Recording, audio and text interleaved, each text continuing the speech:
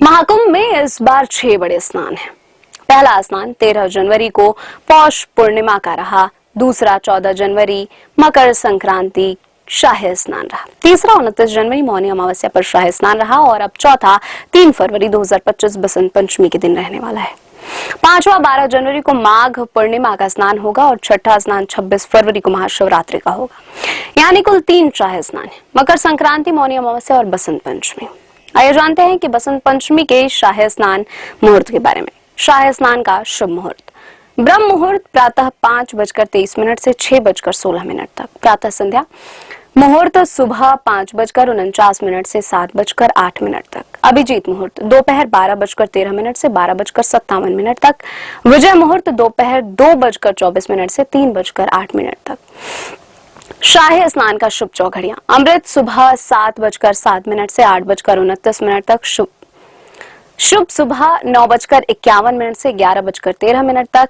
चर दोपहर 1:56 से 3:18 तक। लाभ दोपहर 3:18 से 4:40 तक। अमृत शाम 4:40 से 6:01 तक। क्या होता है शाही स्नान, आइए जानते हैं। कुंभ में शाही स्नान नहीं होता है, सिर्फ अमृत स्नान ही होता है। जिस दिन संत गाजे बाजे के साथ शाही तरीके से स्नान करते हैं तो उस दिन को शाही स्नान कहते हैं, यानी संतों के स्नान को शाही स्नान कहते हैं। नागा साधु इस दौरान हाथी घोड़े रथ में सवार होकर गंगा नदी के लिए स्नान करने आते हैं, यानी राजाओं की तरह उनका ठाट बाट देखने को मिलता है। माना जाता है कि नागाओं के इस शाही लश्कर को देखकर ही महाकुंभ के पवित्र स्नान को शाही स्नान नाम दिया गया था। पुराने समय में राजा महाराजा साधु संत के साथ भव्य जुलूस लेकर महाकुंभ के दौरान स्नान के लिए निकलते थे। तभी से ही महाकुंभ में कुछ विशेष तिथियों पर होने वाले स्नान को शाही स्नान कहा जाने लगा।